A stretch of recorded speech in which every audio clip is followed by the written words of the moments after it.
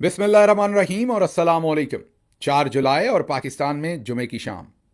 आज की अहम तरीन खबरों में सबसे पहले 2 साल की पुरसरार गुमशुदगी के बाद डीजी आईएसपीआर की वापसी। जी हां, आप दुरुस्त सुन रहे हैं। 2 साल 2 महीने डीजी आईएसपीआर साहब खुद साख्ता ट्विटर, जिसे आजकल एक्स कहते हैं, उससे पुरसरार तौर पर गायब रहे। आज अचानक वापसी हुई और वापसी पर अवाम ने वो पुरतपाक इस्तकबाल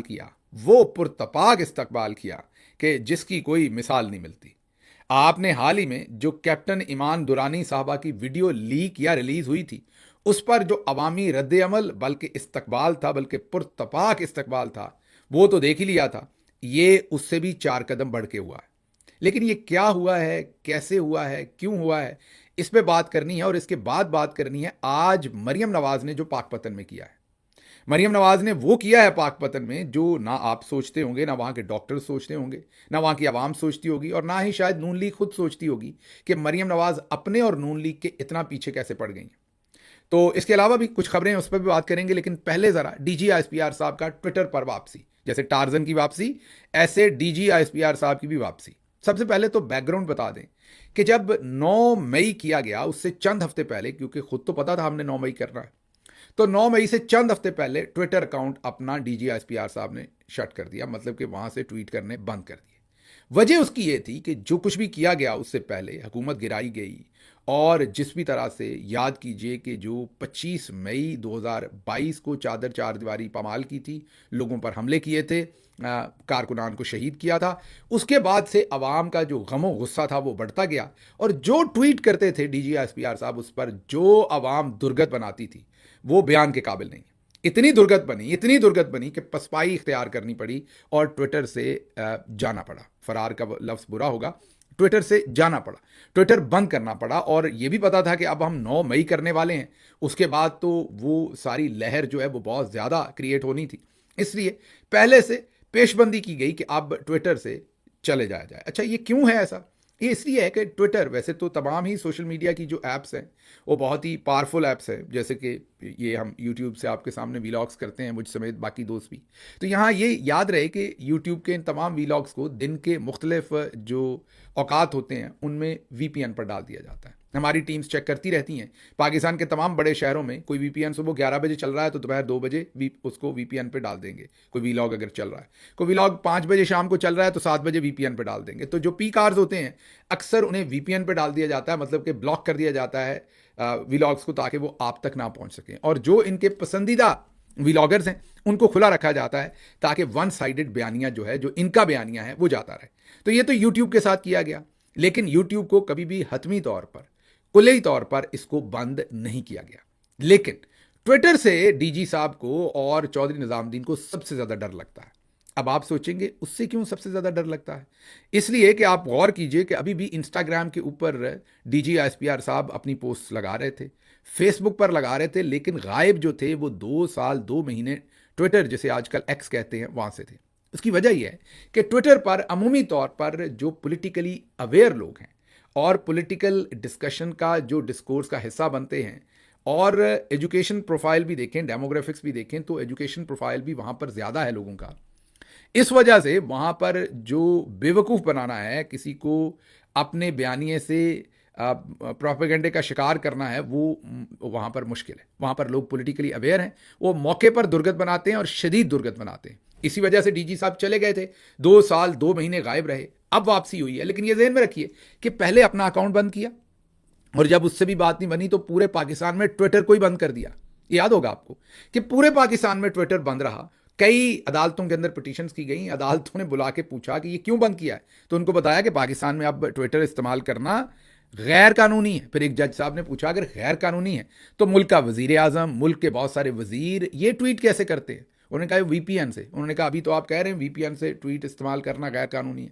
और फिर पाहफीज, जो मेजर जनरल रिटायर्ड हफीज़ुर रहमान है, उनके पास कोई जवाब नहीं था कि ये गैर कानूनी ट्वीट क्यों करते हैं, ये ट्वीट क्यों इस्तेमाल करते हैं। वजह एक ही थी कि ट्विटर पर, एक्स पर डीजी साहब की और चौधरी निजामुद्दीन की बिल्कुल बगैर किसी सेंसर के दुर्गत बनती थी। इसलिए जैसे कव्वे को अगर आप गलेल दिखाएं और वो निकलता है, इसी तरीके से ट्विटर से डीजी साहब की जान जाती है और चौधरी निजामुद्दीन साहब की जान जाती है, किसी और सोशल मीडिया से इतनी नहीं जाती। अब जो जंग और झड़प हुई उसके बाद हमारा कॉन्फिडेंस इंप्रूव हुआ और ओवर कॉन्फिडेंस बल्कि इंप्रूव हुआ। हम, आपको पता है कि हम एज अ कौम मजहब भी इस्तेमाल कर लेते हैं अपने फ़ायदे के लिए, मुल्क की सलामती भी, सब कुछ ही। इसी तरह ये जो मौजूदा झड़प हुई, इसमें तो कौम साथ खड़ी होगी, फौज के हमेशा खड़ी होगी, आइंदा भी होगी तो साथ खड़ी होगी। जाहिर है बैरूनी खतरा होगा तो कौम फौज के साथ खड़ी होगी। लेकिन हमने क्योंकि जो सियासी गंद डाला हुआ था 26 मई में, लोगों के सरों में गोलियां उतारने से लेके जो जिले शाह को शहीद किया, अरशद शरीफ को शहीद किया, इलेक्शन लूटा, इमरान खान के साथ बुशरा बीबी के ऊपर जो इद्दत केस बनाया, जो तमाम बेहूदगी की गई, जिस तरह जेलों में डाला गया, खवातीन को जेलों में डाला गया, अदालतें लूटी गई, असम्बलियां लूटी गई, मैंडेट चोरी किया गया, वो तमाम जो हमारा गन था उसको हमने लपेटने की कोशिश की जो इंडिया के साथ झड़प हुई। हमें लगा कि अब इस झड़प के अंदर लपेट दें। जैसे ही वो झड़प खत्म हुई, वो झड़प तो ज़्यादा आपको पता है एयरफोर्स का काम था, लेकिन डीजी आईएसपीआर साहब बाहर निकले, स्कूल कॉलेज फिरे और फिर कोर कमांडर्स भी, और ये शायबा क्रिएट करने की कोशिश की गई कि देखें अवाम ने वो सब भुला दिया है। ना, अवाम ने वो भुलाया नहीं था। वो आप थोड़ी देर के लिए अपने आप को तो धोखा दे सकते हैं, सारे लोगों को नहीं दे सकते। इसका जो रियल टेस्ट था, लिटमस टेस्ट था, वो हुआ जब कैप्टन ईमान दुरानी साहबा का वीडियो रिलीज किया गया या लीक किया गया। अमूमी तौर पर आवाम यही समझती थी कि अब फील्ड मार्शल साहब और निजामुद्दीन साहब जो हैं वो मुकम्मल मकबूल हो गए हैं और अब जो उनके काम हैं वो आवाम ने शायद भुला दिए, क्योंकि ये दुरुस्त है, माजी में हमारी जो मेमोरी है वो गजनी वाली रही है, हम लोगों को बहुत जल्दी माफ़ कर देते हैं। तो इस बार भी यही सोचा गया। और जैसे ही आपने देखा कि झड़प के बाद से एकदम ओवर कॉन्फिडेंस का हम शिकार हुए, कई जगहों पर गए, ऐसा माहौल क्रिएट किया, और उसके साथ ही कैप्टन ईमान दुरानी साहबा का जैसे ही मैसेज लीक हुआ तो आवाम ने वो पुरतपाक इस्तकबाल किया, वो दुर्गत बनाई। एक दफ़ा फिर शेक हुए कि ये क्या हुआ है। इसका मतलब लोगों को सब याद है। जी बिल्कुल, हमें याद है, ज़रा ज़रा सब कुछ याद है लोगों को। 26 नवंबर से तमाम चीज़ें लोगों को याद हैं, और लोगों ने वो जो पब्लिक इंटरेस्ट की बात की, अकाउंटेबिलिटी की बात की, वैलिडेशन ना लेने की बात की, उन तीनों पॉइंट्स के ऊपर वो दुर्गत बनाई कि मेरा ख्याल है पाकिस्तान की तारीख में कभी किसी वीडियो के ऊपर इतनी दुर्गत नहीं बनी होगी। अब क्योंकि फैसला ये पहले का हो चुका है, मैंने आपको बताया कि झड़प के बाद का फैसला हो चुका है, वॉर गेमिंग होती है ना, उसमें फैसला किया जा चुका कि अब हमने ट्विटर पर भी वापस होना है।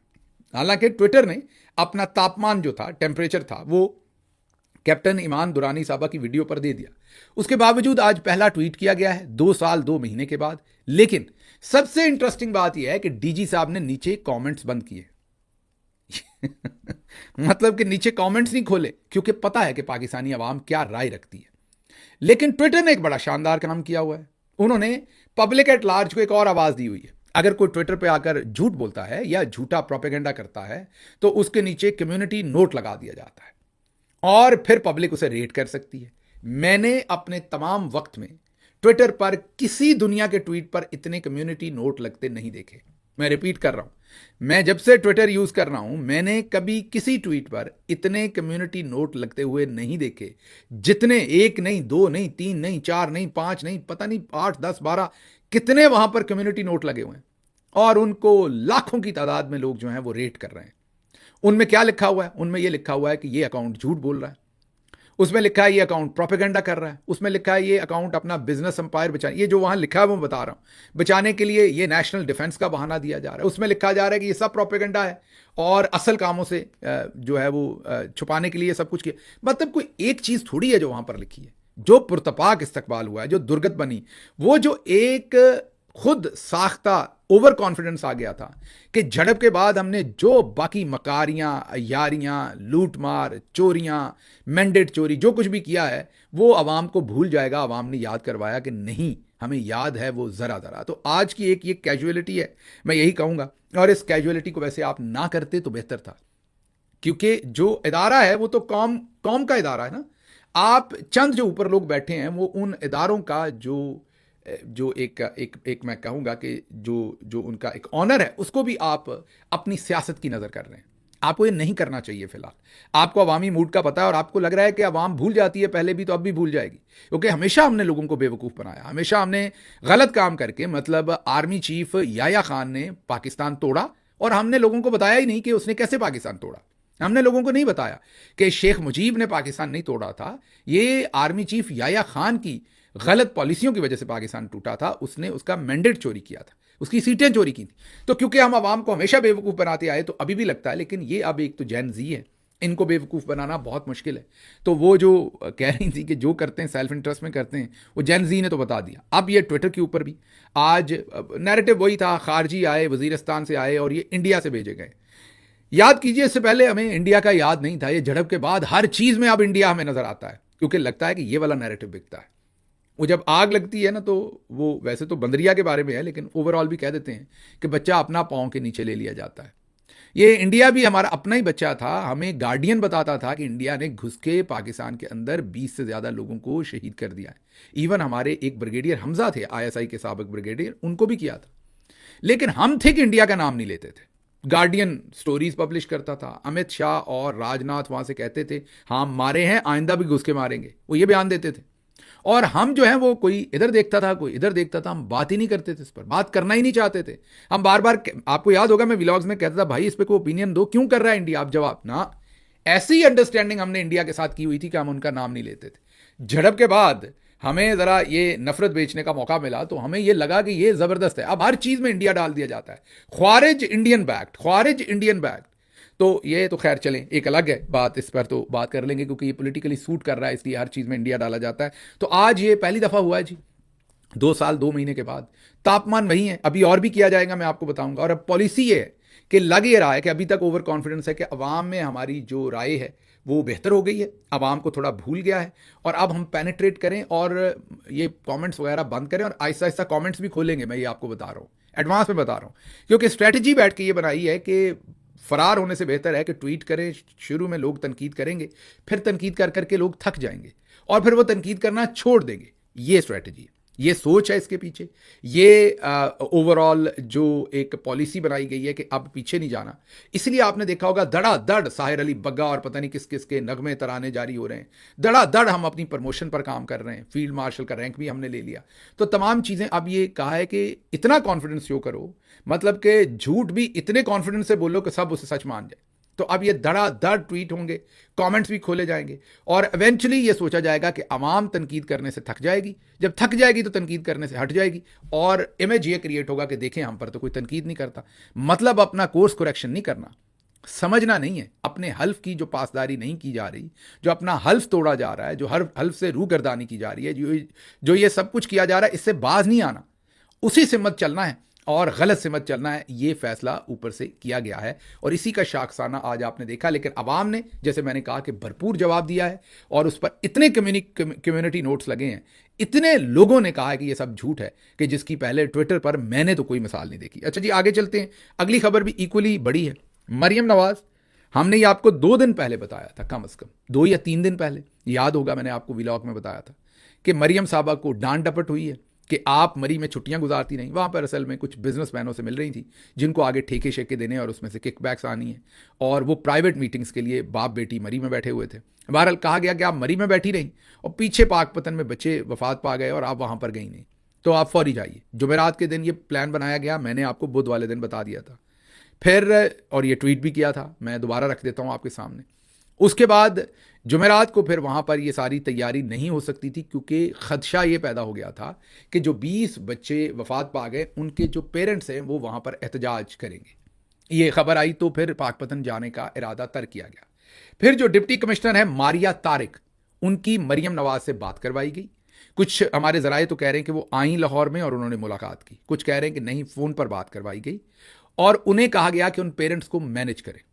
अब रिपोर्ट कर रहे हैं ग्राउंड से सहाफ़ी कि जो मारिया तारिक वहाँ पर डिप्टी कमिश्नर पाकपतन थी, इन्होंने वो जो 20 फैमिलीज़ थी जिनके बच्चे हलाक हुए थे, उनके घरों पर पुलिस खड़ी की, उन्हें यरगमाल एक किस्म का बनाया, उन्हें डराया धमकाया, लोकल पॉलिटिशियंस को इस्तेमाल किया और उन्हें कहा खबरदार अगर आप लोग मरियम नवाज के सामने आए या कोई नारा लगाया या आपने एहतजाज किया।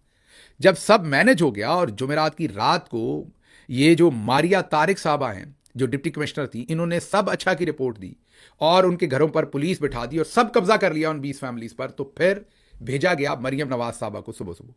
मरियम साहबा, आपको पता है कि उनको पुराना वट है डॉक्टर्स के ऊपर, वो फिर रिपीट करूंगा कि वो जिस तरीके से उन्हें किंग एडवर्ड से निकाला गया था नालायकी पर, क्योंकि वो पास नहीं हो सकी थी। उन्हें किंग एडवर्ड मेडिकल यूनिवर्सिटी अब है, तब कॉलेज होता था, उन्हें पहला साल ही मतलब पहले इम्तहान से ही पहले निकाल दिया गया था, क्योंकि इतनी नालायक थी बाजी कि वो पहले इम्तहान में बैठने के भी काबिल नहीं थी। बहरहाल वो जो भी प्रोफेसर्स थे उन्होंने ये फैसला तो अच्छा किया था, लेकिन अब अगली आने वाली डॉक्टरों की नस्लों के लिए वो फैसला भारी है। क्योंकि पाकिस्तान में तो आपको पता है कि जो जितना नालायक है उसको उतना ऊपर लेके जाया जाता है। अब फील्ड मार्शल साहब को मरियम साहबा बहुत पॉलिटिकली अच्छी लगती हैं, पॉलिटिकली यहाँ वर्ड इंपॉर्टेंट है, पॉलिटिकली अच्छी लगती हैं, वो समझते हैं कि अपने आप को कैरी बहुत अच्छा करती हैं। अब इस वजह से उन्होंने पाकिस्तान का सबसे बड़ा सूबा इनको दे दिया है। इनको वट है पुराना, मतलब कि पुरानी बुग्स है डॉक्टर्स के खिलाफ कि मुझे मेडिकल कॉलेज से निकाल, ये जहाँ जाती हैं डॉक्टर्स पर बरस पड़ती हैं। तो आज ये पाकपतन पहुंची, जाते ही इन्होंने वहाँ पर सियासी फनकारी की जो इनके चचा करते थे। इन्होंने वहाँ पर जो हॉस्पिटल के एमएस थे डॉक्टर अदनान, उनको इन्होंने गिरफ्तार करवाया। अदनान गफ़ार उनका नाम है। डॉक्टर अदनान गफ़ार साहब को गिरफ्तार करवाया। ये वीडियो आप देख रहे हैं, ये उनको गिरफ्तार करके लाया जा रहा है, डॉक्टर अदनान गफ़ार को। जी हाँ, डॉक्टर साहब को वहाँ से गिरफ्तार करवाया। उसके बाद सीईओ डॉक्टर सुहेल साहब को वहाँ से गिरफ्तार करवाया। 2 नर्सें और एक टेक्नीशियन को गिरफ्तार करवाया। अब नर्सें भी गिरफ्तार करवा दी, टेक्नीशियन भी गिरफ्तार करवा दिया, सीईओ भी और एमएस भी। और गिरफ्तारी करवाने से पहले वहाँ पर उनसे जिस तरीके से बातचीत की वो मैं थोड़ी सी आपको सुनवा देता हूँ। एक तो ये सारा ख़ानदान उंगलियाँ बहुत ऐसे ऐसे करता है, पता नहीं बचपन में इनके घर में इनको ऐसे उंगलियाँ, वो शहबाज शरीफ भी, मुझे तो फिक्र होती है कि जितनी ज़ोर से उंगली अकड़ाते हैं, पता नहीं अपने पूरे जिस्म की सारी ताकत एक उंगली में डाल देता है ये सारा ख़ानदान। मुझे कई दफ़ा शक पड़ती है कि इतनी ताकत उस उंगली में भेज देते बाकी ये धड़ाम करके गिर ना जाए, क्योंकि अगर उंगली में इतनी ताकत डाल दी बाकी तो कहीं के लिए ताकत बचेगी नहीं इनके पास। तो उंगली ऐसे अकड़ा अकड़ा के बात करते हैं ऐसे ऐसे करके कि समझ नहीं आती। और ये पता नहीं कहाँ गली मोहल्ले से सीखा है इन्होंने। वो शहबाज शरीफ भी यही करते थे। और पंजाब में उन्होंने अपना एक इमेज बनाया था दबंग एडमिनिस्ट्रेटर का। वो क्या था, एक तो वो सोते नहीं थे, वो कोई पता नहीं क्या वजह होगी मेडिकल के जो उनको नींद नहीं आती थी, लेकिन वो भी इस्तवार करते थे लोगों पर कि मैं आपकी वजह से नहीं सोता। खैर सोते नहीं थे, और जहां जाते थे लोगों को मुअत्तल कर देते थे, बेइज्जतियां करते थे लोगों की। और पाकिस्तान में इमेज बना दिया कि बड़ा दबंग एडमिनिस्ट्रेटर है। अब वो वहां भीगी बिल्ली बन के बैठे हुए हैं, वहां अर्दली बन के बैठे हुए हैं, वहां वो यहीं के अलावा और कोई चीज़ ही उनके पास नहीं है बेचारे के पास। और वो पूरे का पूरा जो एक परसोना बनाया हुआ था फेक, वो सारा, ये बीबी भी वही उसी रास्ते पे चल निकली। ये उनसे भी ज़्यादा नालायक हैं, ये रज के नालायक हैं।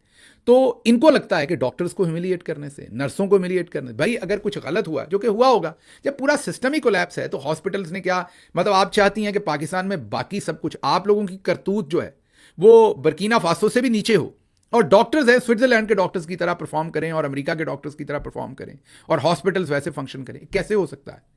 सब कुछ डिप्टी कमिश्नर के हाथों में दिया हुआ है आपने, इन्हीं मारिया तारिक साहब आके।